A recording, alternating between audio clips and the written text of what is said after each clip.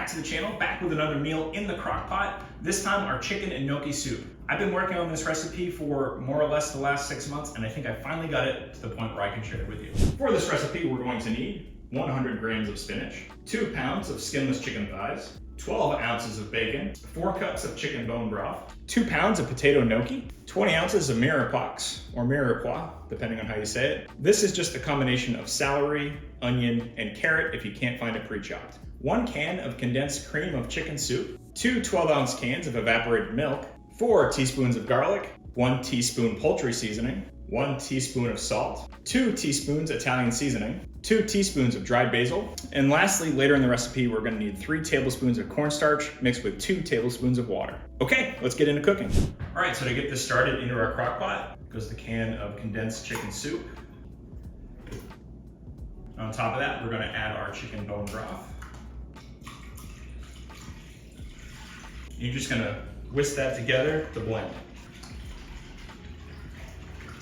Okay, so with our soup and our broth blended, now we add our 2 teaspoons of dried basil, our 2 teaspoons of Italian seasoning,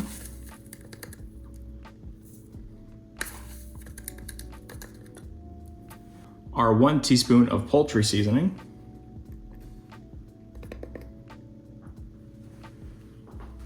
our 1 teaspoon of salt,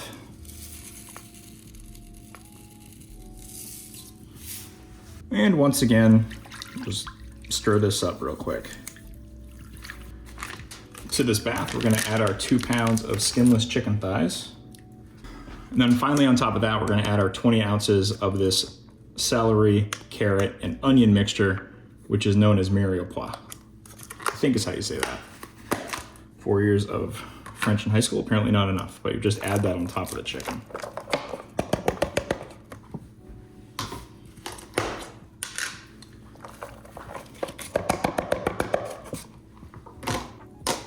With that all mixed together, cover it, and you're gonna wanna cook it on low at this phase for 6 to 8 hours. All right, now while the soup cooks, we're going to take care of our other prep work. The first thing we're going to do is we're gonna measure out 100 grams of baby spinach. Got a kitchen scale here. You could also eyeball this, I guess, if you have any idea of what 100 grams of spinach looks like. Okay, that's 100 grams. Now, we're going to open up our bacon. All right, and what we're gonna do with the bacon is just cut it into thin strips like this. All right, and with all of those strips created, essentially, we're just gonna throw it right into our frying pan here. All right, we're gonna set our stove top to medium heat here, put on that bacon, and we just wanna cook this until it's nice and crispy. We're gonna break these pieces up. I should have mentioned, because we're gonna be adding so much spinach to this, make sure you're either using a high wall frying pan like this, or a pot will work as well. Just gonna continue to cook this down. You can see here I've got the bacon pretty well crisped up. Just gonna move it to one side, and then I'm gonna go drain most of this bacon grease off,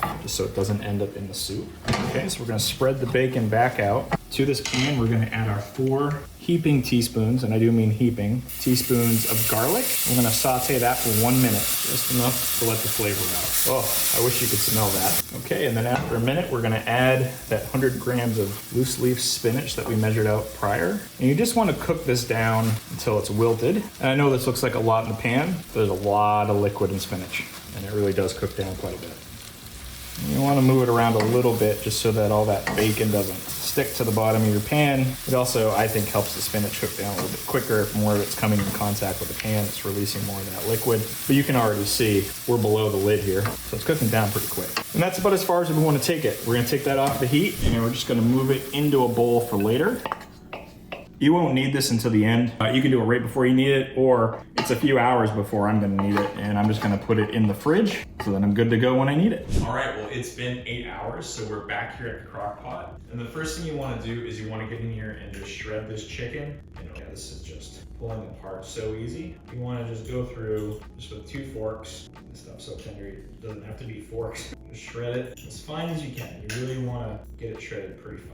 All right, well, that's shredded, it's gonna look like this. Which brings us on to the next step. All right, so with our chicken all shredded, we're going to add our 2 cans of evaporated milk. We're going to add our 2 packages of potato gnocchi. All right, we'll just mix this up here. Again, make sure those gnocchis are broken up. And if you have any big pieces of chicken like that you missed when you were shredding, just make sure you get them all broken up here. That is looking good. And then lastly, we're going to add a slurry. This is 3 tablespoons of cornstarch to 2 tablespoons of water. It's gonna give this some thickness, really make it creamy. Give this one more stir. We'll then put the cover back on. All right, and with all of that added, we're gonna leave this on low for 1 more hour so that all of these flavors can combine and those gnocchi can cook.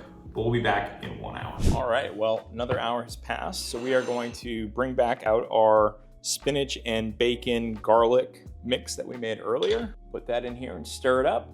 Bacon in there, we will just mix all of this up. Let's go ahead, just get ourselves a bowl of that.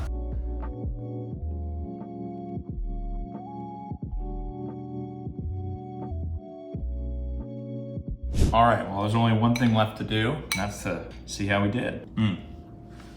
That is really good. And on a cold winter day like today, it's exactly what I needed. All right, thanks for watching. If you liked this video and you want to see another soup I made, you can click here. Otherwise, I'll see you next time.